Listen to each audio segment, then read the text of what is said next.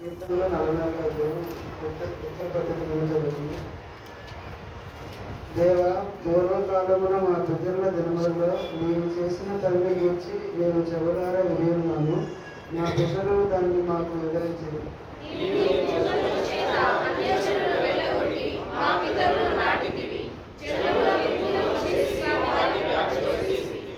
వారు తమ ఖడ్గము చేత దేశమును స్వాధీనపరచుకునలేదు, వారి బాహు వారికి జయమీయలేదు.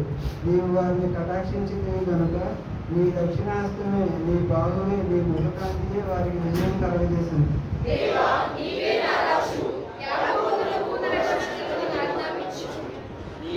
నీ వలన మా విరోధులను అణిచివేయదు, నీ నామము వలనే మా మీదకి లేచేవారిని నీవు త్రొక్కివేయదు.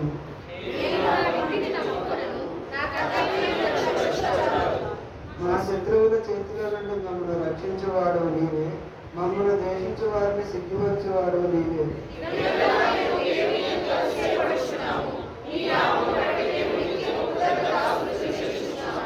అయితే ఇప్పుడు నీవు మమ్మల్ని విడనాడి అవమానపరిచి ఉన్నావు, మా సేనలతో కూడా నీవు బయలుదేరగా ఉన్నావు.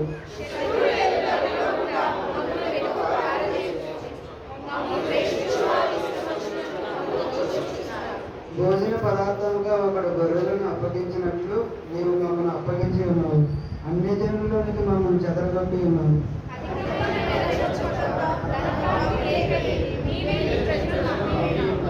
మా పొరుగువారి దృష్టికి నీవు మమ్మల్ని నిందాస్పదముగా చేసి ఉన్నావు. మా చుట్టూ ఉన్న వారి దృష్టికి అభ్యాసాస్పదముగాను ఎగతాళికి కారణముగాను మమ్మల్ని ఉంచి ఉన్నావు.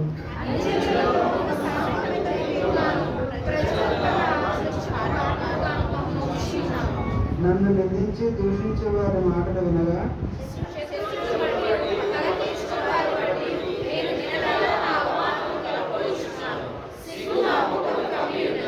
ఇదంతయు మా మీదకి వచ్చినను మేము నిన్ను మరవలేదు. నీ నిబంధన మీరి ద్రోహులను కాలేదు.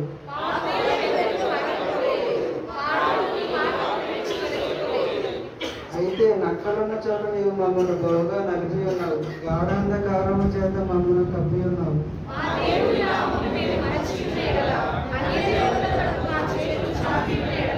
హృదయ రహస్యము ఎరిగిన దేవుడు ఆ సంగతిని పరిశోధింపక మానునా?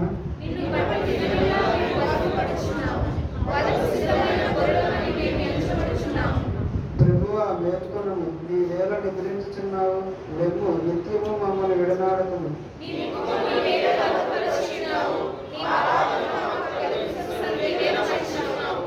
మా ప్రాణము నేలకు త్రొంగి ఉన్నది, మా శరీరము నేలను పట్టి ఉన్నది.